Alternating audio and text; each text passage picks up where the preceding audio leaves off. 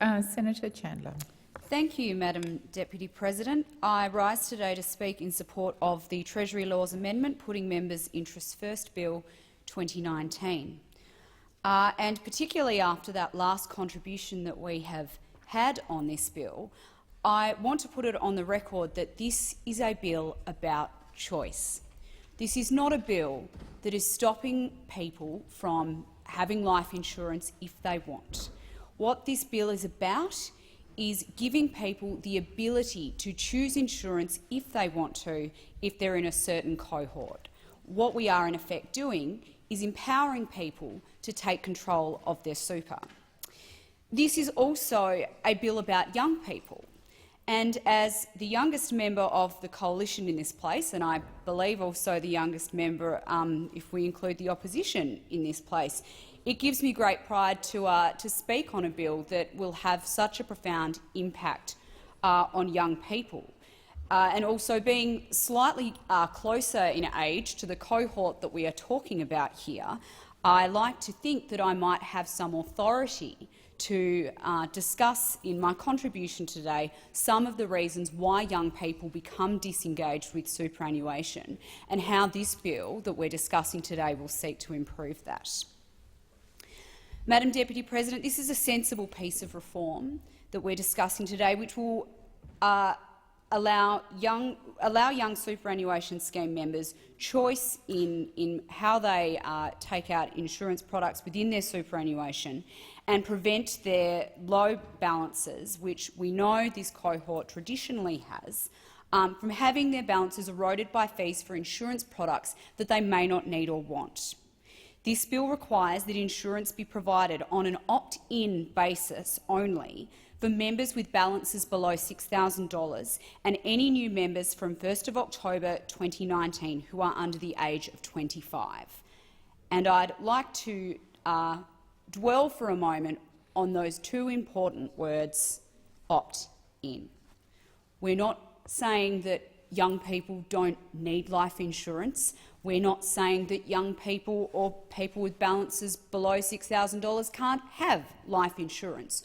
What we are doing is giving these people the choice as to whether or not they seek this product out.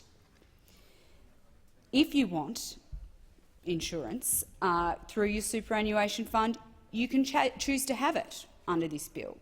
If you don't, then you won't lose hundreds of dollars a year for a product that you were automatically enrolled for when you filled out the paperwork for your superannuation scheme. We know how important super is to Australians as they head towards retirement. From day one of your working life, you begin saving for retirement through the super contributions your employer makes on your behalf.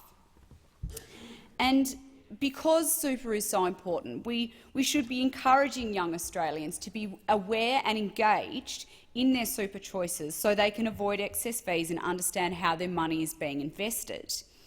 Yet for many young Australians, their first experience of superannuation is receiving a statement from their fund showing that after fees and insurance premiums, their balance has actually gone backwards. When that's your experience of superannuation, it's pretty easy to switch off and stop paying attention to what your super fund is doing.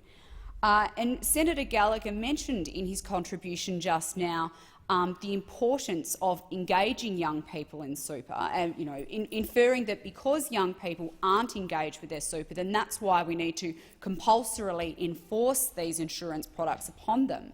But I think that's quite counterintuitive. I think that the best way to engage people in superannuation is not gouge their fund balances out in those early years or when it's under a certain balance, because there is no better way to disengage someone from a process or a purchase that they've undertaken than actually taking away some of the value to which they've put in. Why should a young person with no children or dependents working a few shifts in a bar or supermarket every week see their super balance reduced to pay for life insurance? Yes, under current arrangements they can choose to opt out. But if you sign up for superannuation and by default are also signed up for life insurance, the natural assumption to make is that it's important, just as important as having a superannuation account, and you'd be taking a risk not to have it. That's why the two products are marketed together at the same time. How many 18 and 19-year-olds do we think have the experience and the financial knowledge to fully understand what life insurance is and assess whether they need it? I won't cast aspersions on all of the other 18 and 19-year-olds in Australia, but what I will say was that when I was that age, I certainly didn't have that experience or that knowledge. But at the same time, these young people are signing up to super funds when they get their first job and trusting these funds to manage their retirement savings for the next 45 years. And that's fine. And the super funds, at the same time that this transaction is going on, at the same time that these young people are signing up, the super funds who put themselves out as sound financial managers, after all, that's the business they're in ostensibly, in effect say to young people, oh, we've also signed you up for life insurance at the same time. Trust us, it's a good deal. The natural thing, of course, is to go along with it. There's a huge difference, though, between opt-in and opt-out, and anyone who tells you otherwise is being dishonest. Everyone with an email address has had the experience of being regularly bombarded with marketing emails from hotels you once stayed at or stores you once bought something at 5 years ago, or marketing partners of various websites you registered with, just because you didn't bother to uncheck the "Yes, I would like to receive special offers" box. 99% of the time, you would never have knowingly signed up for these. But if you were registered for it by default and 5 years later you're still receiving the emails because you haven't hit unsubscribe. If we don't have the time in our lives to unsubscribe from junk emails, what 20-year-old is going to sit down and research whether they need life insurance and then fill out paperwork to cancel their policy? This type of sales tactics aren't in the best interest of young Australians and people who have low incomes in their super. Default insurance required under Labor's My Super reforms can result in members paying for cover that goes beyond their needs or paying for multiple policies upon which they can never claim. To put this in perspective, based on 2015-2016 data, around 2.5 million Australians who are either under 25 with a new account or with an account below $6,000, so the cohort we're discussing here today, pay an estimated $1.2 billion in insurance premiums annually. There's a long list of problems with automatically enrolling young workers and low-income earners into insurance products. Indeed, the Productivity Commission found insurance is poor value for younger and low-income Australians and estimates that insurance would erode balances for low-income workers by up to 14%. Tax data shows 96% of 18 to 25-year-olds don't have dependents, and less than 1% of people under 25 actually claim on their insurance in their superannuation. Further, it's estimated that 18 to 25-year-olds are paying more than 3 times the true risk-based premium they should be, therefore subsidising older workers with much higher balances. Insurance premiums can reduce low-income earners' retirement balances by 10% or more, compared to having no insurance and increasing with every additional set of policies that might be held by an individual. Around 20% of super fund members have duplicate insurance policies across multiple superannuation accounts. That means they may not even be able to claim on these policies that they're paying for them, even if they need them. 1 in 4 people don't know whether they're covered for these insurances and what they're covered for. And honestly, it surprises me that it's only 1 in 4, because speaking of when I was a young worker going into the workforce, setting up my superannuation account, I was certainly one of that group. It demonstrates a significant amount of Australians are being signed up for something that costs hundreds of dollars a year without knowing why. And the Productivity Commission has reported that almost half of all super members surveyed found the opt-out process difficult or complicated.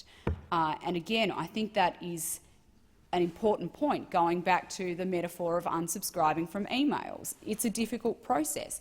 Young people, we know, are sort of after more instantaneous processes. If it's going to take them too long, they're not going to do it. So this list of problems demonstrates why these insurance policies should be opt-in.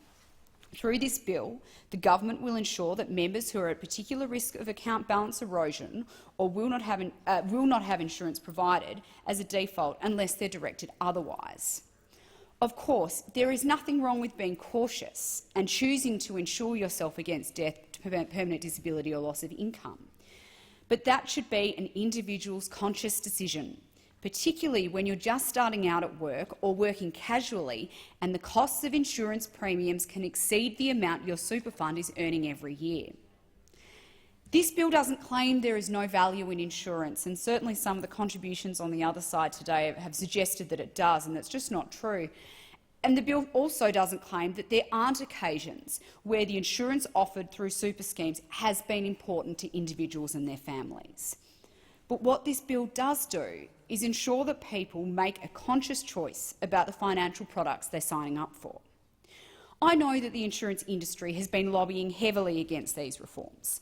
Clearly, super funds are not a neutral voice in this debate, who are only interested in the best interests of their members. After all, as I said earlier, there is $1.2 billion in insurance premiums paid by Australians under 25 on the line. We've heard a lot recently about the behaviour of the banking and financial services industry, and in many respects they've been found severely lacking. I would have hoped after the recent Banking Royal Commission, any business in the financial services sector should be thinking twice about selling products which people don't need, don't want or don't understand, and marketing them in a way to people that they don't even know what they signed up for and what they're paying. Unfortunately, it doesn't seem to be the case when it comes to these insurance policies. However, it's very clear that there is wide support for these reforms, including from institutions such as the Productivity Commission, Choice and even the Grattan Institute, who all want to see an end to the existing arrangement of automatically enrolling people in these insurance products. Fundamentally, this bill does what it describes. It puts members' interests first, particularly the interests of young members. There are so many ways we can encourage young people to be more engaged in superannuation, and changing the rules so they can get true value out of their super, as this bill does today, is only the beginning. I urge all senators to support the bill.